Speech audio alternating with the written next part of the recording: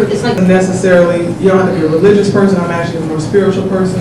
But I mean, we get caught up in the things that don't really matter, and being envious and chasing the dream, and getting caught up in the worldly ways and wanting what other people have, and a lot of times worried about what people have to think and the gossip and all that, and we're not really focused on the things that really matter.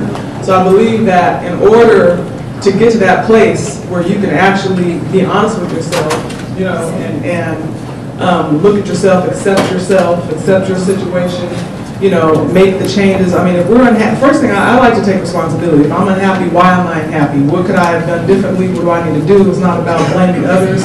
So I think that, you really have to have, your faith.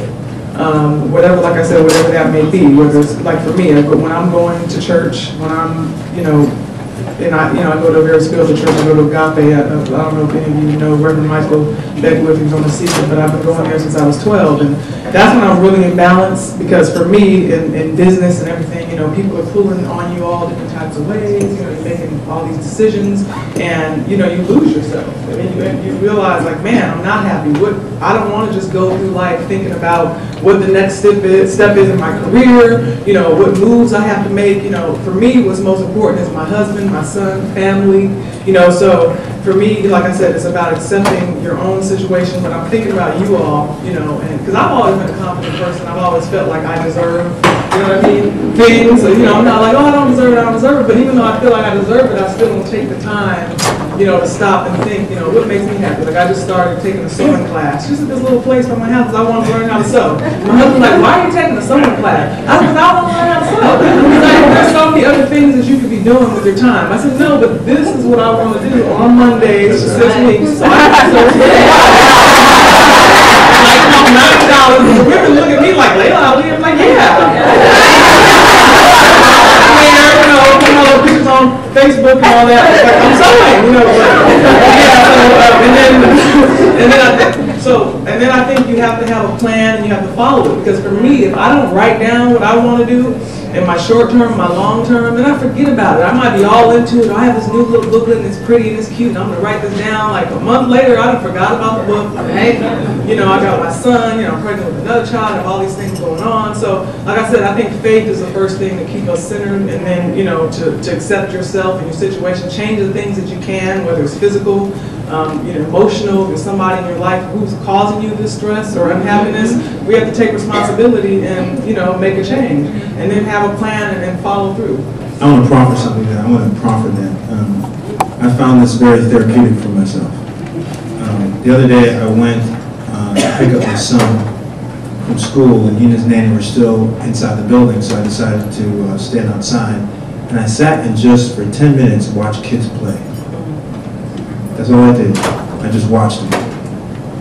And so I challenge you to go to a schoolyard, wherever you live, and just spend 10 minutes watching kids play, and you will see the purest form of happiness and joy, unblemished. I mean, you talk about stem cells, these kind of progenitor cells that can grow to be anything you want to.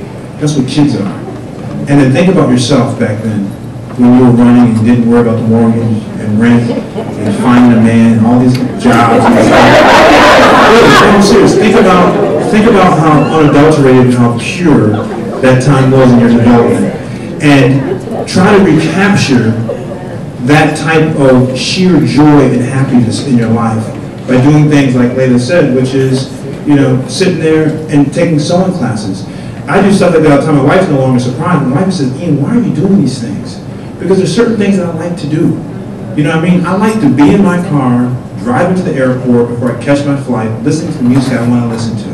I don't want a car service. And everyone says, you drive to the airport? Yes. I park my car, and I get out. Because for me, that's time to myself. Do you know what I mean? Where I can think, I can sing, I can act stupid, and I can call my brother up and say, remember this when we were in high school? Listen to this, and put the phone. But you have to, that's why I say happiness is not expensive. It's not expensive, it's not a Birkin bag. Happiness is finding those things that light you on fire internally. And they can be something simple or something complex, but it's what brings you the joy. We're here for entrepreneur, Mr. Ray DeJean. What's going on? I'm here for Ralph McDaniels today. They're honoring him for 27 years of video music box service to the community. So, you know, I couldn't miss it. Yeah, I couldn't miss it either because it's part of me. I remember this high, 3:30 after school, tune in. And I know you wasn't part of it for the entire 27 years, but briefly you spoke about how Ralph gave you your chance around 92, 93. What was that like being taken in? It was, let me see, 17 years ago. Yes. Because I remember coming in just before the 10-year anniversary of video music boxing, and now we're in the 27th year. But it was a great opportunity for me because it was hands down the hottest, newest, ingenious idea that anyone has ever come up with in the music industry at the time. It was the only thing the only musical show that anybody was really watching. Everything that we touched went gold. All of the events that we did, all the parties, from the shout out to the live performances with these artists that you see today, a lot of the legendary artists that was created, man, in this whole time span of 27 years with Ralph. So it was a great opportunity for me. There was hundreds, literally hundreds of people that was trying to become a video host, video jockey, they called VJs at the time, and Ralph gave me an opportunity, so I was grateful for it, and I'm still with him today. And tell us about comedy in the movies. What's that about?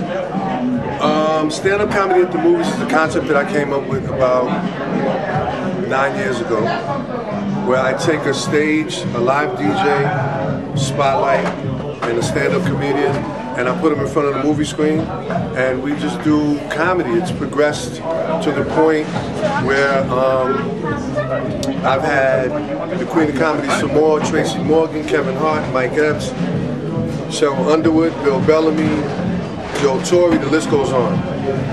And it's a concept that I created so people can see a show that they wouldn't normally be able to go see if you're not at Caroline's or something like that. So, what makes you so successful over the last 17 years? Well, I don't even know in this day and time how success is measured. The only thing that I can say is that I've made a living out of something that I love to do.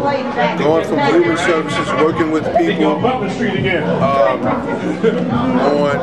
personal issues such as domestic violence, substance abuse, homelessness, all that kind of stuff, into going into the entertainment field and entertaining people, making them laugh, creating excitement in their life. Like I said, success in this world that we live in, a lot of times is based on how much money you're making. But for me, I'm just having a lot of fun. I'm just having a lot of fun. And I guess if you wanna measure it that way, then I've been successful in creating a platform for people to enjoy, have fun, be excited, the whole nine. And how do fans can reach out to you? Well, I have a website, standupatthemovies.com, or you can go to onfumes.com, that's Ralph McDaniels' website, or you can go to DeJeanEntertainment.com, that's DEJON Entertainment.com, the whole word, and you can see everything I'm doing. I have a comedy club called Laughaholics. I still do the concept called stand-up comedy at the movies. I'm expanding to movie theaters all across the country, and that's about it. That's about it for me right now. Ray DeJean, the entrepreneur.